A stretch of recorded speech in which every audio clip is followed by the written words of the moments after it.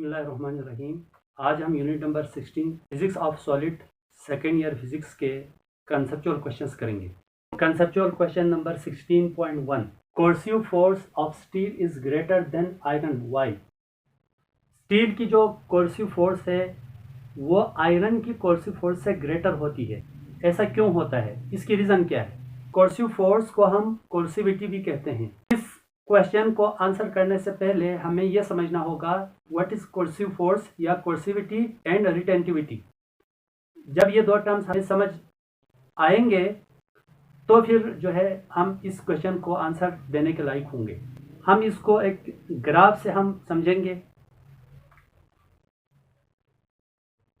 यहाँ पे हम ग्राफ ड्रॉ कर रहे हैं।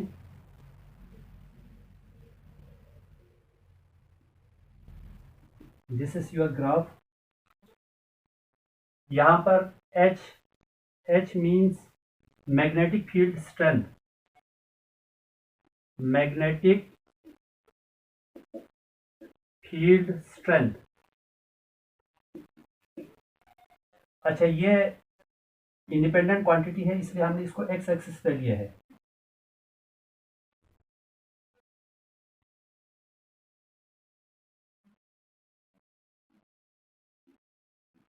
और ये एक्सटर्नल मैग्नेटिक फील्ड है, एक्सटर्नल मैग्नेटिक फील्ड।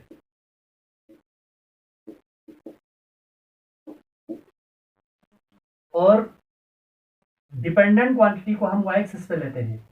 यहां पर जो डिपेंडेंट क्वांटिटी है वो आई या मैग्नेटिक फील्ड है, मैग्नेटिक फील्ड या आई। देखें यहां पर ये जो ग्राफ है, ये ग्राफ हम बना रहे हैं हिस्टेरेसिस लूप का। ये जो ग्राफ हम बना रहे हैं हिस्टेरेसिस लूप, हिस्टेरेसिस लूप। अब यहाँ जो हिस्टेरेसिस लूप बनता है उसका ग्राफ जो बनता है वो है मैग्नेटिक फील्ड स्ट्रेंथ या एक्सटर्नल मैग्नेटिक फील्ड और करंट के दरमियान ग्राफ ड्रॉ किया जाता है। या करंट की जगह में आप मैग्नेटिक फील्ड को भी हम रख सकते हैं, क्योंकि हम जानते हैं मैग्नेट एंड करंट ये बिल्कुल एक ही सिक्के के दो रुख है। यहाँ करंट भी ले सकते हैं और यहाँ पर मैग्नेटिक फील्ड भी ले सकते हैं। और ये जो मैग्नेटिक फील्ड होगा वो हमारे पास होगा internal magnetic field, internal magnetic field. ये जो आई या बी है ये मैग्नेटिक फील्ड आई या बी में से एक लेना है आपने। बाज बुक में आई और एच के दरमियान ग्राफ ड्रा किया हुआ है, बाज बुक में बी और एच के दरमियान ग्राफ ड्रा किया हुआ है। इसको आपके कंफ्यूजन को दूर करने के लिए मैंने यहाँ पे दोनों लिखा है, मैग्नेटिक फील्ड और एच या आई और एच। सो आई हो या बी हो, इसका मतलब है internal magnetic field. Internal magnetic field means मेरे पास एक सब्सटेंस है, उसके अंदर जो मैग्नेटिक फील्ड है उसको हम इंटरनल मैग्नेटिक फील्ड कहते हैं। जो मैटर है, जो हमें जो भी चीज़ हमें नज़र आती है वो मैटर है। वो चीज़ जो जगह गिरती है और वजन रखती है मैटर कहलाता है। और मैटर किस चीज़ से मिलकर बना है? मैटर एटम एंड मॉलिक्यूल से मिलकर बना है। एटम और मॉलिक्यूल किस चीज़ से मिलकर बना है? Electron, proton and neutron, in particle से मिलकर बने हैं। तो इलेक्ट्रॉन एंड प्रोटॉन क्या है? चार्ज पार्टिकल है। एटम प्रोटॉन है, वाइब्रेट कर रहा है, जबकि इलेक्ट्रॉन्स ऑर्बिट के अंदर रिवॉल्व कर रहे हैं। तो moving charges create magnetic field. So charge के मोशन से करंट फ्लो हो रहा है, उस करंट की वजह से मैग्नेटिक फील्ड पैदा हो रहा है। तो हर ऑब्जेक्ट के अंदर कुछ न कुछ मैग्नेटिक फील्ड मौजूद है। उस मैग्नेटिक फील्ड को हमने आई या बी से शो किया है।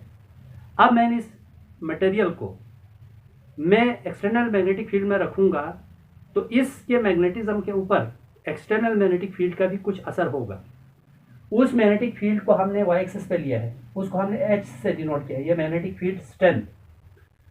सो जब हम एक्सटर्नल मैग्नेटिक फील्ड में रखेंगे तो ये जो अंदर के जो मैग्नेटिक फील्ड है वो एक्सटर्नल मैग्नेटिक फील्ड को फॉलो करती है, इसलिए हम इंटरनल मैग्नेटिक फील्ड को वाई एक्सिस पे लिए, क्योंकि ये डिपेंड कर रही है एक्सटर्नल मैग्नेटिक फील्ड पर।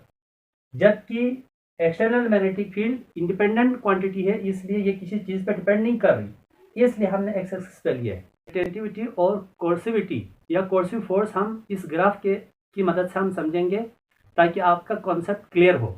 मैंने हमेशा कोशिश की है कि मैं बेसिक पे जाके आपको मोस्ट सिंप्लीफाइड फॉर्म में मैं आपको समझाऊं। आज भी मैं वही करने लगा हूं ताकि आपका कॉन्सेप्ट क्लियर हो जाए, आपको चीज़ें जल्दी याद हो जाए। हर मटेरियल के अंदर इलेक्ट्रॉन स्पिन मोशन कर रहा है या सर्कुलर मोशन, इलेक्ट्रॉन मोशन में है। उस इलेक्ट्रॉन की मोशन की वजह से मैग्नेटिक फील्ड बनता है और इलेक्ट्रॉन और प्रोटॉन की वजह से वहाँ पर उस मटेरियल के अंदर डाइपोल भी बनता है। और जब एक्सटर्नल मैग्नेटिक फील्ड में रखेंगे तो वो डाइपोल रोटेट करता है। डाइपोल मीन्स पॉजिटिव और नेगेटिव चार्ज के दरमियान में डिस्टेंस आ जाता है, तो उसको हम डाइपोल कहते हैं। एक्सटर्नल मैग्नेटिक फील्ड की गैर मौजूदगी में ये जो डाइपोल है, ये जो अंदर जो इलेक्ट्रॉन है वो रैंडमली मोशन करता है, इसलिए उसका जो डाइपोल है वो भी रैंडमली अलाइन होते हैं। लेकिन जब आप एक्सटर्नल मैग्नेटिक फील्ड अप्लाई करेंगे तो वो एक खास एक पर्टिकुलर डायरेक्शन में तमाम डाइपोल्स अलाइन होने लगते हैं। जो जो आप एक्सटर्नल मैग्नेटिक फील्ड को बढ़ाते जाएंगे तो वो अलाइनमेंट होता जाता है। अभी एक्सटर्नल मैग्नेटिक फील्ड लगाने से पहले ये जो डाइपोल है वो रैंडम है। तो हम एक्सटर्नल मैग्नेटिक फील्ड अप्लाई करने लगेंगे तो क्या होगा, स्टार्ट में एक्सटर्नल मैग्नेटिक फील्ड कम होगी, तो वो जो कम मैग्नेटिक फील्ड उसको अलाइन नहीं कर पाएंगी। जो जो स्टैंड को मैं बढ़ाता जाऊंगा तो एक पर्टिकुलर पॉइंट आएगा, उस पर पहुंचते ही तमाम डाइपोल एक पर्टिकुलर डायरेक्शन में अलाइन होने लगेगा। ये भी याद रखना है, तमाम डाइपोल एकदम अलाइन नहीं होते। कुछ डाइपोल को अलाइन करने के लिए ज़्यादा एनर्जी चाहिए, कुछ को कम एनर्जी चाहिए, क्योंकि हर एक के लिए अलग अलग अमाउंट ऑफ एनर्जी चाहिए। जिसको एनर्जी कम चाहिए वो जल्दी अलाइन होगा, जिनको एनर्जी ज़्यादा चाहिए वो सबसे आखिर में अलाइन होगा। लेकिन होगा लाजमी जब हम उस मटेरियल पर एक एक्सटर्नल मैग्नेटिक फील्ड हम बढ़ाते जाएंगे, तमाम डाइपोल कम एनर्जी वाले डाइपोल से मैक्सिमम एनर्जी वाले डाइपोल तक बारी बारी वो अलाइन होते जाते हैं एक्सटर्नल मैग्नेटिक फील्ड को बढ़ाते जाने से। तो कुछ ग्राफ ऐसे बनेगा यूं। अब यहाँ इस पॉइंट पर पहुंचने के बाद क्या हुआ, तमाम के तमाम डाइपोल, सपोज 10 डाइपोल थे, 10 के 10 अलाइन हो चुके हैं यहाँ पर। इस पॉइंट के बाद जितनी मर्जी आप एक्सटर्नल मैग्नेटिक फील्ड को बढ़ाओ तो मैग्नेटाइजेशन इसके अंदर जो मटेरियल के अंदर जो मैग्नेटाइजेशन वो नहीं बढ़ेगी। क्यों, वो सैचुरेशन पॉइंट तक पहुंच चुका है। सैचुरेशन मींस तमाम के तमाम एटॉमिक डाइपोल, 10 डाइपोल थे, सब के सब सेम डायरेक्शन में अलाइन हो चुके हैं। अब मजीद डाइपोल बचा ही नहीं है अलाइन होने के लिए, तो आप एक्सटर्नल फील्ड को बेशक बढ़ाओ लेकिन इसकी मैग्नेटाइजेशन नहीं बढ़ेगी क्योंकि अलाइनमेंट कंप्लीट हो चुकी है। अब हम क्या चाहते हैं, हम इसको मैग्नेटाइज करना चाहते हैं, तो हमें क्या करना पड़ेगा, अपोजिट डायरेक्शन में करंट को कराना पड़ेगा। हमने अब इसको डीमैग्नेटाइजेशन की तरफ लेकर जाना है, हमने एक्सटर्नल मैग्नेटिक फील्ड को रिमूव करना है। तो जब आपने करंट की डायरेक्शन रिवर्स किया तो ये डीमैग्नेटाइज होने शुरू हो गया, देखो ये ऐसे। अब यहाँ पर पहुंचने के बाद, यहाँ पे पहुंचने के बाद external magnetic field completely remove हो गया, बट मटेरियल के अंदर कुछ मैग्नेटिक फील्ड बच गई है। हालांकि एक्सटर्नल मैग्नेटिक फील्ड को अब हम हटा चुके हैं, एक्सटर्नल मैग्नेटिक फील्ड जीरो हो गई, लेकिन एक्सटर्नल मैग्नेटिक फील्ड जीरो होने के बावजूद इंटरनल मैग्नेटिक फील्ड जीरो नहीं हुई। इसका मतलब क्या है, इसका मतलब ये है मटेरियल ने कुछ न कुछ मैग्नेटिक फील्ड को अपने अंदर स्टोर करके रख लिया, कुछ मैग्नेटिक प्रॉपर्टी अपने पास रखा इसने, जबकि एक्सटर्नल मैग्नेटिक फील्ड रिमूव हो चुकी है। हम इसको नाम देंगे ए, बी, सी और डी। अब देखें ये जो पॉइंट है सी से डी तक, इसको हम कहते हैं रिटेंटिविटी। रिटेंटिविटी क्यों कहते हैं, क्योंकि इस पॉइंट सी और डी पॉइंट पर आप देखें एक्सटर्नल फील्ड जीरो हो गई है बट इंटरनल फील्ड जीरो नहीं हुई। एक्सटर्नल फील्ड को हटाने के बावजूद कुछ न कुछ इंटरनल फील्ड मौजूद है, कुछ न कुछ मैग्नेटाइजेशन की प्रॉपर्टी है। अगर किसी हल्का सा आयरन को लेकर आएंगे तो ये मटेरियल अट्रैक्ट करेगा। सो एक्सटर्नल मैग्नेटिक फील्ड के खत्म होने के बावजूद इस मटेरियल के पास कुछ न कुछ इंटरनल मैग्नेटिक फील्ड बची है, मैग्नेटिक प्रॉपर्टी बची है, उसको हम कहते हैं रिटेंटिविटी। ये जो सी से डी तक है ये शो करता है रिटेंटिविटी को। अब हम क्या करना चाहते हैं, हम इस मटेरियल के पास जो मैग्नेटिक फील्ड बची है एक्सटर्नल फील्ड को रिमूव करने के बावजूद हम उस फील्ड को कंप्लीटली ख़त्म करना चाहते हैं, हम कंप्लीटली डीमैग्नेटाइज करना चाहते हैं। तो हम क्या करेंगे, हम अपोजिट डायरेक्शन में हम करंट सप्लाई करेंगे। जब अपोजिट डायरेक्शन में हम करंट को सप्लाई करेंगे तो क्या होगा, अपोजिट डायरेक्शन में मैग्नेटिक फील्ड क्रिएट होगी। वो जो मैग्नेटिक फील्ड है इस एक्सटर्नल मैग्नेटिक फील्ड को अपोज करेगी, तो ये कम होती हुई जाएगी। एक पॉइंट पर जो अपोजिट डायरेक्शन में मैग्नेटिक फील्ड सप्लाई किया है वो और पहले से जो एक्सटर्नल फील्ड है वो आपस में इक्वल होगी, तो वो जीरो हो जाएंगी। अब वही हम करने लगे हैं, हमने अपोजिट डायरेक्शन में करंट सप्लाई किया तो अपोजिट डायरेक्शन में मैग्नेटिक फील्ड बन गई। अब आप जरा गौर करें, ए बी सी डी ई, मैं इस पॉइंट को कहूंगा ई। अब देखो ये पॉइंट है, यहां से यहां तक, यहां से यहां तक तकरीबन बराबर हुआ। अब इस पॉइंट ई पर पहुंचेंगे तो क्या हुआ, हम करंट को बढ़ाते गए रिवर्स डायरेक्शन में, तो रिवर्स डायरेक्शन में मैग्नेटिक फील्ड बढ़ती गई। तो इस पॉइंट ई पर रिवर्स मैग्नेटिक फील्ड की वैल्यू पहुंचेंगी, तो ये मैग्नेटिक फील्ड और ये external magnetic field equal and opposite होगी, तो वो आपस में कैंसिल आउट होंगी। तो इस पॉइंट पर क्या हुआ, इंटरनल मैग्नेटिक फील्ड भी जीरो है, एक्सटर्नल फील्ड भी जीरो है। ये जो मटेरियल है वो कंप्लीटली डीमैग्नेटाइज हो गया है। और ये जो ई से डी है, ये जो ई से डी है, ई से डी है, इसको हम कहते हैं कोर्सिविटी, कोर्सिविटी या कोर्सिव फोर्स कहते हैं। क्यों, क्योंकि इस एक्सटर्नल मैग्नेटिक फील्ड को कंप्लीटली खत्म करने के लिए हमें अपोजिट डायरेक्शन में इतनी जितनी मैग्नेटिक फील्ड को क्रिएट करना पड़ा, उस मैग्नेटिक फील्ड को, उस अमाउंट ऑफ मैग्नेटिक फील्ड को हम कहते हैं कोर्सिविटी या कोर्सिव फोर्स। अगर हम इसको मजीद करंट को बढ़ाते जाएंगे रिवर्स डायरेक्शन में, तो क्या होगा, अब ये दोबारा मैग्नेटाइज होना शुरू होगा अपोजिट डायरेक्शन में। अब यहाँ पे पहुंचने के बाद देखो दोबारा सैचुरेशन पॉइंट आ गया, क्योंकि सैचुरेशन क्या है हम इस पॉइंट पर हम समझा चुके हैं। तमाम के तमाम एटॉमिक डायपोल जो है वो अलाइन हो चुके हैं, मजीद अलाइन होने के लिए कोई मैग्नेटिक डायपोल बचा ही नहीं है। तो आप एक्सटर्नल फील्ड को रिवर्स डायरेक्शन में जितनी भी मर्जी बढ़ाओ, यहाँ से आगे मजीद मैग्नेटाइजेशन नहीं होगी। जितनी मैग्नेटिक फील्ड इस मटेरियल के अंदर आई है उससे वैल्यू आगे नहीं बढ़ेगी। क्यों, तमाम के तमाम मैग्नेटिक डायपोल्स अलाइन हो चुके हैं। तो अब यहाँ से क्या करना है, अब ये दोबारा डीमैग्नेटाइज करना चाहते हैं, तो क्या होगा, हम एक्सटर्नल मैग्नेटिक फील्ड को कम करो, जो रिवर्स डायरेक्शन में हमने अप्लाई किया था उसको हम कम करते जाओ, कम करते जाएंगे तो क्या होगा, magnetic field, external magnetic field को कम करने से इंटरनल मैग्नेटिक फील्ड कम होता जाएगा। इस पॉइंट पर पहुंचने के बाद, इसको मैं पॉइंट एफ कह देता हूँ, इस पॉइंट पर पहुंचने के बाद एक्सटर्नल फील्ड कंप्लीट हटा दिया, फिर भी यहाँ पे कुछ ना कुछ मैग्नेटिक फील्ड बचा है।